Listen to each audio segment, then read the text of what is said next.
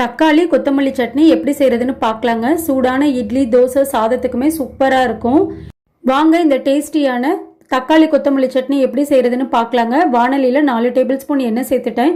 காரத்துக்கு பச்சை மிளகா 2 வரமிளகா, காஷ்மீரி மிளகா 2 எடுத்திருக்கேன். நீங்கள் ஃபுல்லாகவே பச்சை மிளகா சேர்க்கறதுனாலும் சேர்த்துக்கலாம், அது உங்கள் விருப்பம்தாங்க. 1 டீஸ்பூன் சீரகம் சேர்த்துக்கலாங்க. சீரகம் கொஞ்சம் நமக்கு நல்லா பொரிஞ்சதுக்கப்புறம் 6 பல் பூண்டு, அரை துண்டு அளவுக்கு இஞ்சி சேர்த்துக்கலாம். ஒரு 2 நிமிஷம் போல் நல்லா வதக்கி விட்டுக்கலாங்க. பழமான தக்காளி 5 தக்காளி சேர்த்துருக்கேங்க. சின்ன லெமன் சைஸ் அளவுக்கு புளி சேர்த்துக்கலாம். தேவையான அளவு உப்பு சேர்த்துட்டு தக்காளி இந்த அளவுக்கு மசிஞ்சதுக்கப்புறம் 2 கைப்பிடி அளவுக்கு கொத்தமல்லி தலை ஒரு 2 நிமிஷம் போல் வதக்கி விட்டுக்கலாம். இப்போ நல்லா ஆறுனதுக்கப்புறம் நம்ம மிக்சி ஜாரில் சேர்த்து இந்த அளவுக்கு கொரன்னு அரைச்சி எடுத்துக்கணுங்க. இப்போ தாளிக்கிறதுக்கு 2 டேபிள் ஸ்பூன் எண்ணெய், 1 டீஸ்பூன் கடுகு, 2 வரமிளகா, கருவேப்பிலை சேர்த்துக்கலாம். இந்த சட்னி சாதத்துக்கும் இட்லி தோசைக்கும் சூப்பராக இருக்கும்.